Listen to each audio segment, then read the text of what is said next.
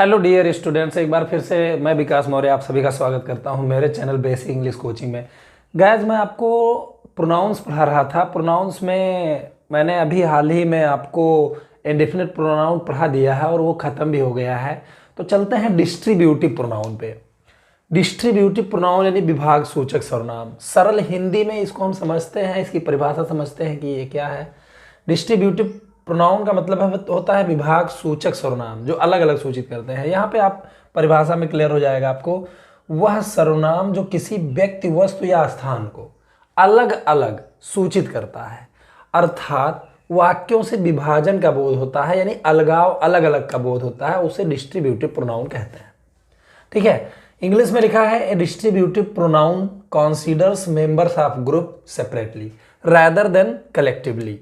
मतलब एक जो डिस्ट्रीब्यूटिव प्रोनाउन होता है वो एक समूह में होने की अपेक्षा किसी समूह के सदस्यों को अलग अलग सोचता है, विचारता है, बताता है।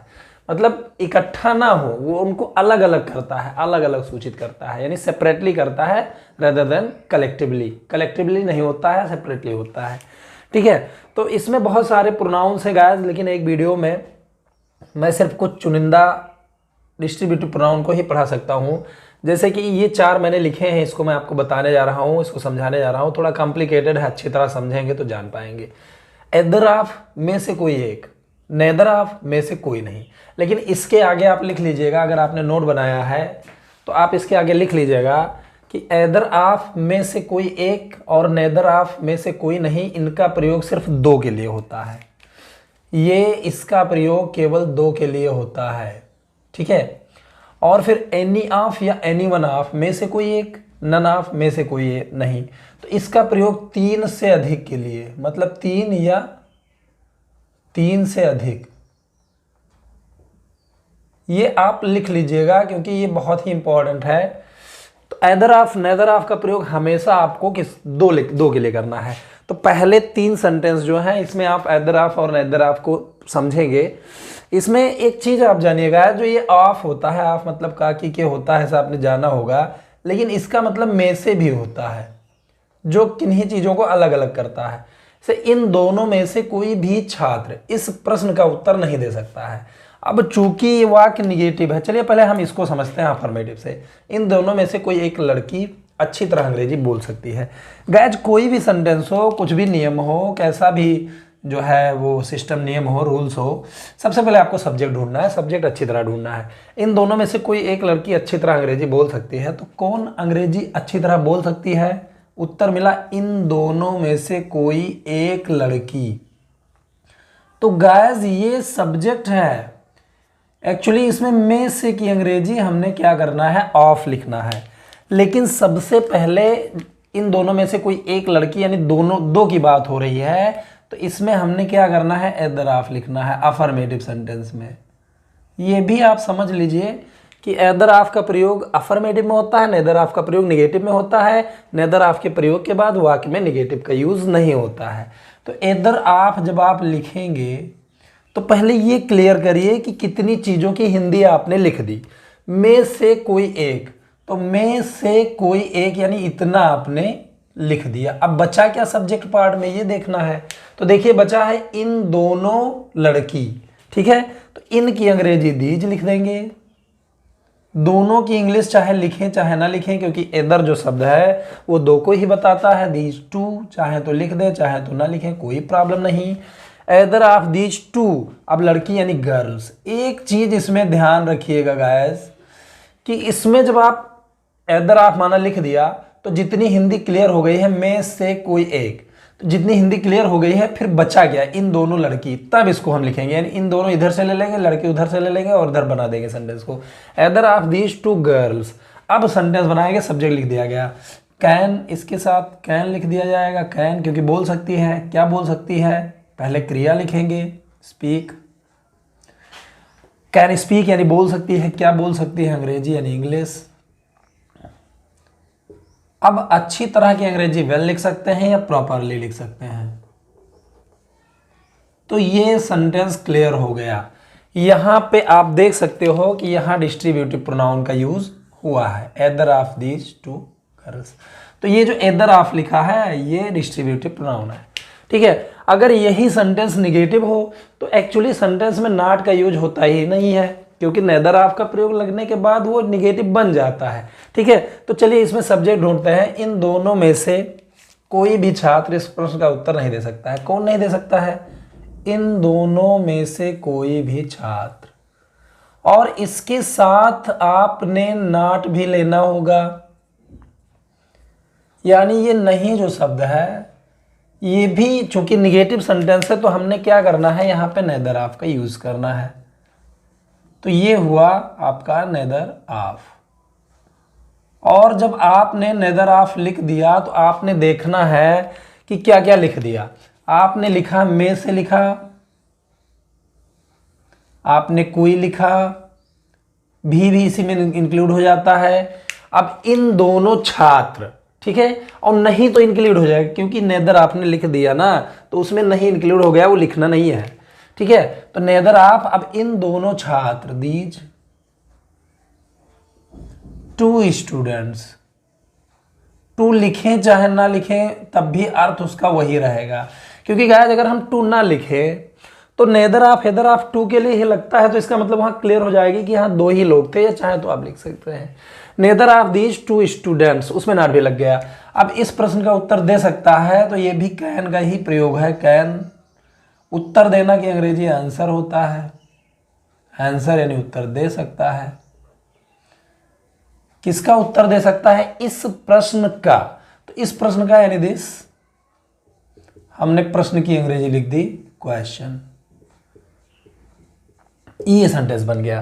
तो ये बना neither of these two students can answer this question, और ये दूसरा sentence neither of these two girls can speak English properly. Guys एक चीज और ध्यान रखिएगा, नोट में लिख लीजिएगा कि डिस्ट्रीब्यूटिव प्रोनाउन चूंकि व्यक्ति, वस्तु या स्थानों को अलग अलग सूचित करते हैं, तो ये जब अलग अलग सूचित करते हैं तो एक एक का बोध होता है उसमें, इसलिए इसके साथ हमेशा एक वचन की सहायक क्रिया, एक वचन की क्रिया का प्रयोग किया जाता है, सिंगुलर नंबर का प्रयोग किया जाता है। जैसे either of two girls, are नहीं लगाएंगे, इज लगाएंगे, ठीक है। एनी ऑफ फोर बॉयज, तो वहां पे आर नहीं लगाएंगे, इज लगाएंगे, ये चीज ध्यान रखिएगा। तो चलिए चलते हैं, समझते हैं। तो ये अभी आपने देखा कि सब्जेक्ट के रूप में नेदर ऑफ हेदर ऑफ आ सकता है, ये पीछे भी आ सकता है।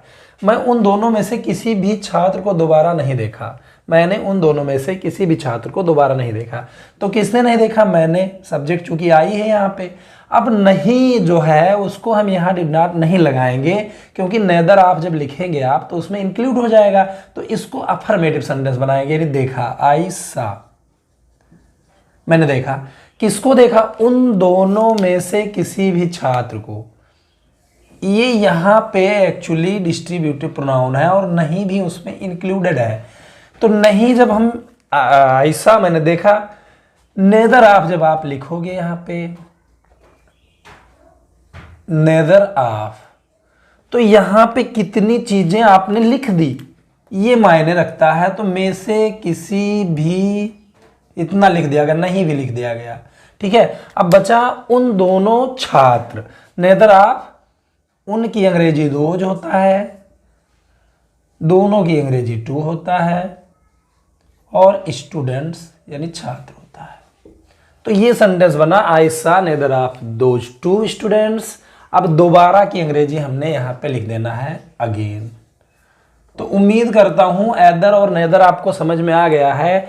हमेशा एदर और नेदर का प्रयोग आप दो के लिए ही करिएगा, केवल दो के लिए ही इसका प्रयोग होता है। अगर तीन या तीन से अधिक है तो आपको any one of, any of या नन ऑफ का यूज करना है।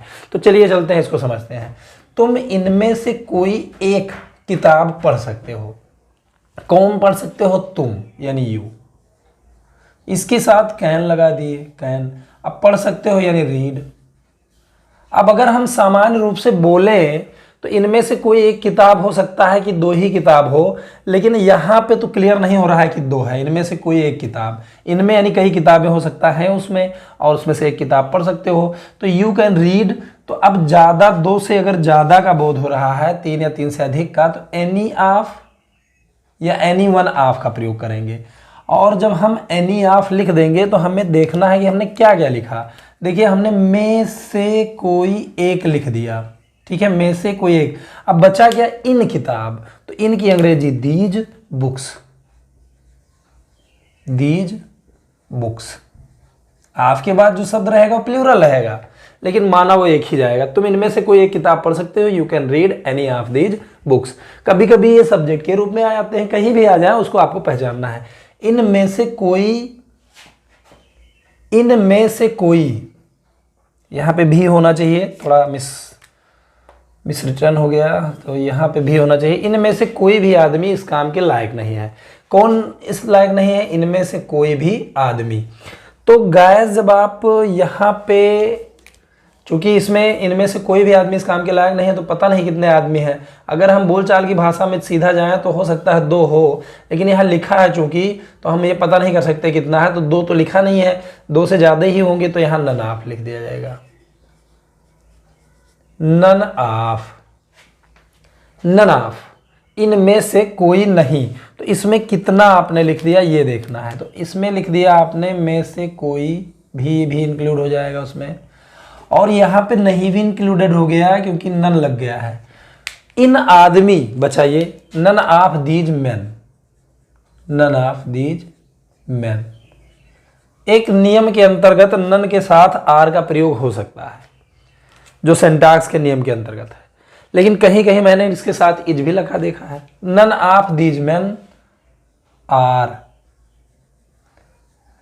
डिस्ट्रीब्यूटिव प्रोनाउन का सीधा नियम है कि एक वचन की सहायक क्रिया लगाइए, लेकिन एक नियम के अंतर्गत मैंने देखा है कि नन को पूरा मान लिया जाता है, इसलिए आर भी लगा सकते हैं इसमें। तो none of these man are लायक यानी एबल, या फिर लायक की अंग्रेजी वर्थी होता है, वर्थी ज्यादा अच्छा शब्द है, इसलिए मैं इसको इरेज कर रहा हूं, worthy. None of these man are worthy, और वर्थी के साथ ऑफ लग जाएगा क्योंकि यहां पे का शब्द आया है। अब इस काम यानी दिस वर्क, दिस वर्क, तो ये सेंटेंस बना, none of these man are worthy of this work. तुम में से कोई भी मेरी सहायता नहीं करेगा, मुझे लगता है। तो तुम में से कोई भी मेरी सहायता नहीं करेगा, कौन सहायता नहीं करेगा, तुम में से कोई भी, तो ये पूरा सब्जेक्ट है। और नहीं भी आ गया है तो हमने क्या करना है, नन ऑफ का प्रयोग करना है। तो यहां पे नन ऑफ। अब आपने लिखा क्या ये आपको देखना है। आपने में से कोई भी लिख दिया और यहां नहीं भी लिख दिया। अब बचा क्या, तुम में यहां एक्चुअली 2 बार हो गया है। इसमें आपने तुम में से कोई भी मेरी सहायता नहीं करेगा, यानी इतना आपने लिख दिया, में से कोई भी और नहीं। अब बचा तुम, तो ये हम यहां पे ऑब्जेक्टिव केस यानी यू लिखेंगे, नन ऑफ यू। अब मेरी सहायता करेगा, फ्यूचर टेंस है, इसको आप बनाइए विल हेल्प यानी सहायता करेगा। किसकी सहायता करेगा, मेरी यानी me. None of you will help me, कोई भी तुम में से मेरी सहायता नहीं करेगा, मुझे लगता है। तो ये प्रेजेंट परफेक्ट टेंस है, मुझे लगता है यानी आई थिंक। आई यानी मुझे सब्जेक्ट के रूप में आई लिखा जाएगा, और लगता है यानी सोचता हूं, थिंक हो जाएगा। None of you will help me I think. तो गाइस ये डिस्ट्रीब्यूटिव प्रोनाउन है, लेकिन इतने नहीं है, और भी डिस्ट्रीब्यूटिव प्रोनाउन है जो मैं आपको 1 बाय 1 वीडियोस में पढ़ाता रहूंगा। उम्मीद करता हूं ये आपको समझ में आया है। बस एक चीज ध्यान रखिएगा कि इसको 2 के लिए प्रयोग करेगा और 3 या 3 से अधिक के लिए इसका प्रयोग होगा। तो इसकी विस्तार पूर्वक जानकारी और भी वीडियोज़ में आपको मिलती रहेगी, बस वीडियो में बने रहिएगा। इस वीडियो में इतना ही, उम्मीद करता हूँ आपको समझ में आ गया है। गाइस अगर आप मेरे चैनल में नए हैं तो प्लीज़ चैनल को सब्सक्राइब करके बेल आइकन को हिट कर दीजिए। अगर आपको वीडियो पसंद आया है तो लाइक और शेयर करना न भूलें। इस वीडियो में इतना ही। Thanks for watching, good bye.